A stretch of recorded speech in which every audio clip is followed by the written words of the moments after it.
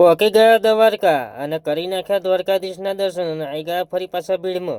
તો ફાઇનલી મિત્રો અમે ચોટીલા હોટલમાં જમીન ફરી અમે ગાડી લઈને નીકળી ગયા હતા દ્વારકા જવા માટે ને ફરી હાઈવે પર ચડી ગયા હતા બાકાજી કી બોલાતા બોલાતા. તો ફાઇનલી સવારના 4 વાગે અમે દ્વારકા પહોંચી ગયા હતા અને ફરી ગાડી પાર્કિંગમાં મૂકીને નીકળી ગયા હતા અને અમારા વિશાલભાઈ બ્લોગિંગ કરી નાખ્યું, જોઈ લો. हाय गाइस, देखो ना हम आ गए हैं ઘર ભેગું થાને ભાઈ. તો ફાઇનલી અમે દર્શન કરીને બહાર આવી ગયા હતા અને ફોન તો આપણે જમા કરાવી નાખેલો કારણ કે અંદર નહીં લઈ જવા દેતા એટલા માટે ફરી તમે ભીડ જોશો તો વાત જ જુદી જ જોઈ લો. તો ફરી અમે દર્શન કરીને બહાર નીકળતા અને લાઈન જોઈ તો બહુ જ લાઈન લોબી હતી ને ફરી એ લાઈનની અંદર અમારા સતીશભાઈ પણ દ્વારકાધીશને જય બોલાવી હતી.